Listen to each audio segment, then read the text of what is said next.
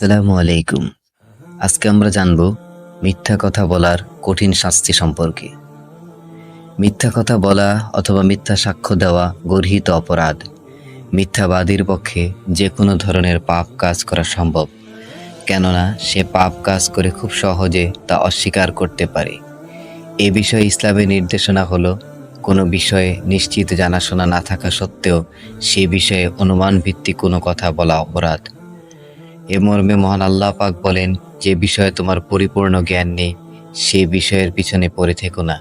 নিশ্চয়ই কান, চোখ ও হৃদয় এসবের ব্যাপারে কিয়ামতের দিন জিজ্ঞাসিত হবে। সূরা বনী ইসরাইল আয়াত 36। মহান আল্লাহ আরও বলেন, অনুমান ভিত্তিক মিথ্যাচারীরা ধ্বংস হোক। সূরা জারিয়াত আয়াত 10। মিথ্যুক আল্লাহর অভিশাপপ্রাপ্ত। মুবাহালা সংক্রান্ত আয়াতে এসেছে, অতঃপর আমরা সবাই আল্লাহর কাছে এ মর্মে প্রার্থনা করি যে মিথ্যুকের উপর আল্লাহর লানত পতিত হোক। সূরা আল ইমরান আয়াত 61। মিথ্যা কখনো কখনো মিথ্যাবাদীকে জাহান্নাম পর্যন্ত পৌঁছিয়ে দেয় এবং মিথ্যা বলতে বলতে পরিশেষে সে আল্লাহ তাআলার কাছে মিথ্যুক হিসেবে পরিগণিত হয়।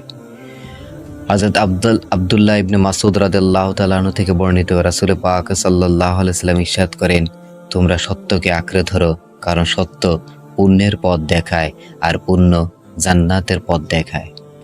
কোনো ব্যক্তি সর্বদা সত্য কথা বললে এবং সর্বদা সত্যের অনুসন্ধানী হলে সে শেষ পর্যন্ত আল্লাহর কাছে সত্যবাদী হিসেবে লিখিত হয়। আর তোমরা মিথ্যা থেকে সম্পূর্ণরূপে দূরে থাকো, কারণ মিথ্যা পাপাচারের রাস্তা দেখায় আর পাপাচার জাহান্নামের রাস্তা।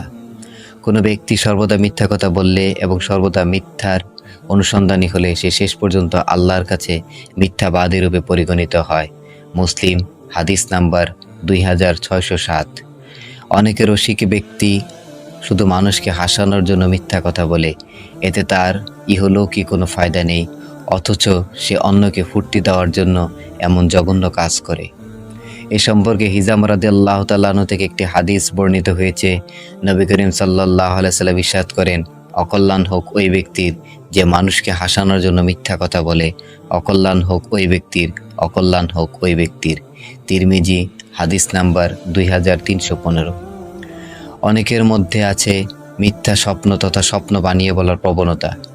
ইবনে আব্বাস রাদিয়াল্লাহু তাআলা আনহু থেকে বর্ণিত, তিনি বলেন, নবী করিম সাল্লাল্লাহু আলাইহি ওয়াসাল্লাম ইরশাদ করেন, যে ব্যক্তি কোনো স্বপ্ন দেখেছে বলে দাবি করলো অথচ সে তাকে দেখেনি, তাহলে তাকে দুটি জব একত্রে জোড়া দিতে বাধ্য করা হবে, অথচ সে তা কখনোই করতে পারবে না। বুখারী হাদিস নাম্বার 7042, তিরমিজি হাদিস নাম্বার 2283। তবে অতি প্রয়োজনীয় কোনো কল্যাণ অর্জনের জন্য অথবা নিশ্চিত কোনো অঘটন থেকে বাঁচার জন্য কারো অধিকার বিনষ্ট না করে ঘুরিয়ে এমনভাবে কথা বলা যায় যা অসত্য নয়। ইমরান বিন হোসেন রাদিয়াল্লাহু তাআলা আনহু থেকে বর্ণিত, তিনি বলেন, রাসূল পাক সাল্লাল্লাহু আলাইহি ওয়াসাল্লাম ইরশাদ করেন, ঘুরিয়ে কথা বললে জাজল্য মিথ্যা কথা বলা থেকে রক্ষা পাওয়া যায়। তবে জনকল্যাণে কিংবা সামাজিক শৃঙ্খলা রক্ষার স্বার্থে মিথ্যা বলার অবকাশ আছে। উম্মে কুলসুম বিনতে উকরা রাদিয়াল্লাহু তাআলা থেকে বর্ণিত, তিনি বলেন, রাসূল পাক সাল্লাল্লাহু আলাইহি ওয়াসাল্লাম ইরশাদ করেন, ওই ব্যক্তি মিথ্যুক নয় যে মানুষের পরস্পর বিরোধ মীমাংসা করে এবং সে ওই উদ্দেশ্যেই ভালো কথা বলে এবং তা বানিয়ে বলে। বুখারী হাদিস নাম্বার 2692, মুসলিম হাদিস নাম্বার 2605। তবে ইসলামের দৃষ্টিতে 3 স্থানে মিথ্যা বলার সুযোগ আছে।